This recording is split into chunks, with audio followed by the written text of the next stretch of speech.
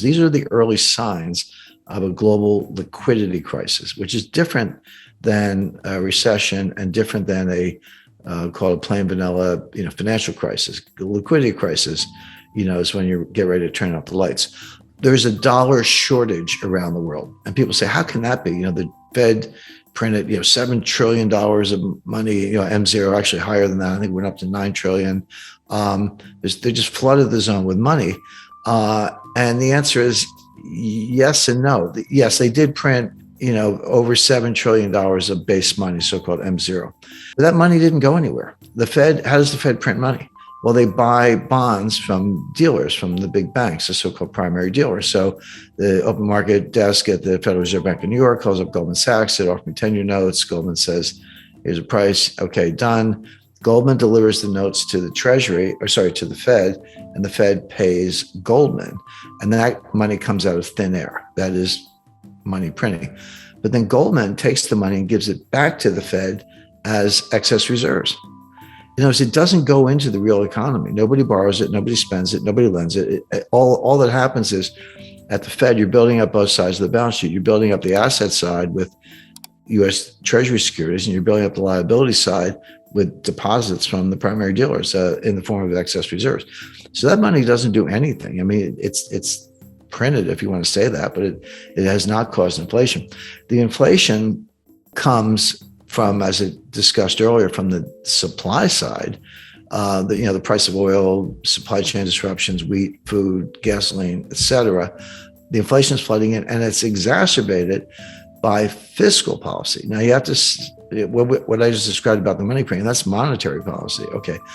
But fiscal policy, which is the 5 or 6 or probably $7 trillion of deficit spending, that's helicopter money. When the federal government and the Congress and the Treasury hand out checks, that's helicopter money. That's not like giving Goldman money and then Goldman gives it back to you. Forget that. It doesn't do anything. I mean, it exists. It doesn't do anything. But when the government hands out checks, that's real. Now, some people saved them during the pandemic.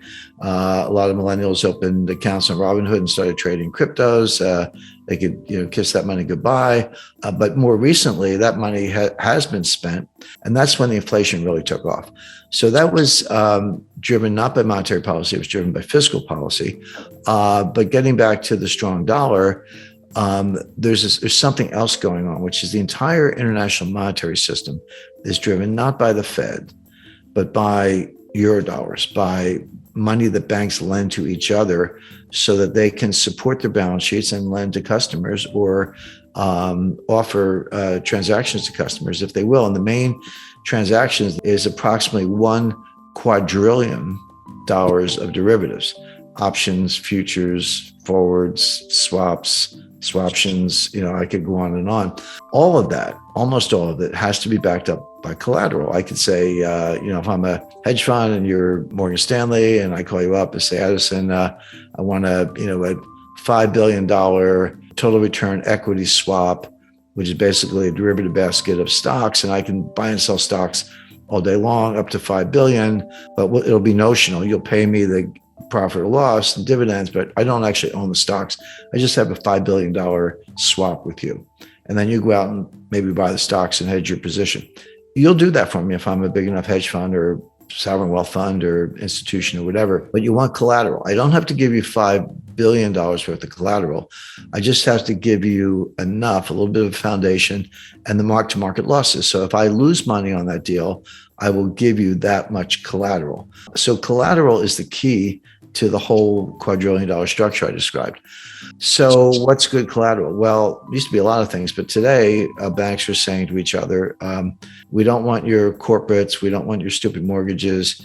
We want 2-year treasury notes, maybe with a haircut, or 6-month bills, 4-week bills, 30-day bills, the best, absolute best, most liquid form of collateral.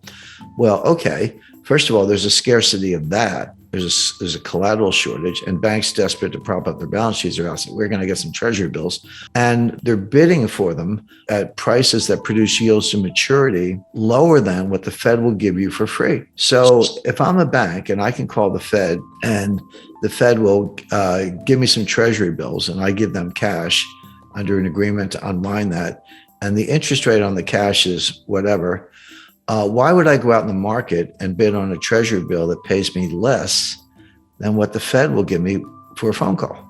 Why would you do that? The answer is you need the bill.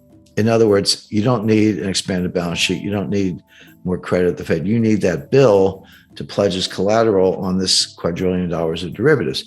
And that's what's happening. So how do I get a bill if I'm Deutsche Bank or Credit Suisse or UBS or Unicredit or Barclays or anybody else? I need dollars. Because the bills are denominated in dollars. So if I want to buy them, I got to get some dollars. So there's this huge bid for dollars that can be used to buy the treasury securities, to pledge as collateral, to prop up the balance sheet.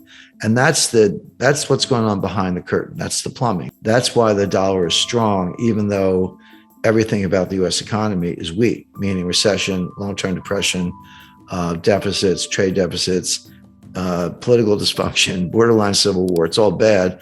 But if I'm Deutsche Bank, I need those dollars to buy treasury bills to prop up my balance sheet. But if you can't get it, or you can't get it at a price, or the dollar gets too strong, et cetera, or the yields get negative, et cetera, what happens is, and this is happening, the banks are reducing their balance sheets.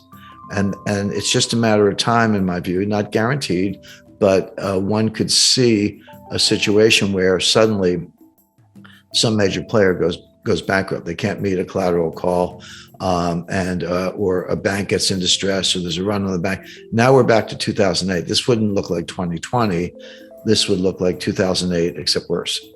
Sure. The supply side we kind of talked about. So energy shortages because of the Biden energy policy, empty shelves, supply chain breakdowns, bottlenecks at the Port of Los Angeles, not enough truck drivers, higher fuel prices get passed along. I mean, there's everything arrives by truck at the end of the day. It could come by boat or train, but it's somewhere in that delivery chain, those transportation channels, there's a truck, and they run on diesel.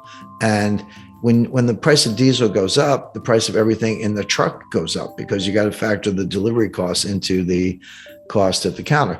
So that's kind of what's going on from the supply side. Demand side inflation, what's called demand pull inflation, is mostly psychological. In other words, consumers get it in their heads that prices are going up for whatever reason. Maybe they actually are going up and they extrapolate from that, or they have other reasons for believing that. And so what they do is they pull demand forward. And I lived through this in the 70s. This was what was happening in the 1970s. You want to buy a refrigerator or a car, or a new suit or clothes or anything. And you go, you know what? I better go buy it now, right now, because it's going to be, if I wait 3 months or 6 months, it's going to be a lot more expensive. So you do, but what you're doing, you're pulling all that demand forward, and it feeds on itself. Prices are going up because there's more demand, possibly combined with supply shocks. And then when the prices go up, it validates the narrative. It's like, oh, see, I told you, prices went up, better go buy more. And it just feeds on itself. So, but they're very different. So the Fed, it's one thing to say the Fed can't do anything about the supply side inflation. The Fed can't do anything about it. The Fed doesn't drill for oil. They don't drive trucks. They don't pilot ships, and they don't work farm equipment. They can't do anything about it. They can do something about the demand side, which is destroying demand. So now we're in a situation, by the way, we're not all the way to demand pull inflation yet. In the 70s, it also started on the supply side with the Arab oil embargo in 1973. Then there was a second embargo in 1979 from the Iranians. So those supply shocks did tip over into the demand side, and then it just has a life of its own. We're not at that point yet. We're getting dangerously close. We definitely have it from the supply side. It hasn't yet affected the consumer side of it. In fact, consumers are pulling in their horns. I mean, they say the cure for higher oil prices is higher oil prices. In other words, if the price goes up, people will drive less. Or if you lost your job, you might not be driving at all. So there's another way for those prices to come down, which is the high prices themselves destroy demand by themselves. And then that results in lower prices. And that is happening. We have seen inflation come down a little bit. I know it was higher than a lot of people expected beginning in the middle of last year, but they are starting to come down a little bit right now. But the demand side of it has not yet caught fire. But there is something else the Fed can do. they can destroy demand. So how do they do that? Well, raising interest rates. So what happens? Credit card rates go up, mortgage rates go up, new housing purchases slow down, car financing, leasing rates go up. So people stop buying new cars, et cetera. If you do that enough, you can destroy demand, but it's at a very high cost, because what are you doing? You're putting the economy in a recession. So can the Fed deal with supply side inflation? The answer is yes, by destroying demand and putting the economy in a really severe recession. So nice job, Fed. That's between a rock and a hard place. Let it go. And it'll take a long time to fix the supply side, or crush demand so much that it fixes itself, but at a very high cost. And the Fed is doing the latter. It's a very, very imperfect, blunt instrument, but they are destroying demand. Now, so here's the policy question. Does the Fed know what they're doing? The answer is always no. They never know what they're doing. They pretend they do. They say they do, but they don't really. Do they understand what I just said? Not really. So what are they going to do? They're going to keep raising rates because they got to crush inflation. And that's what Volcker did.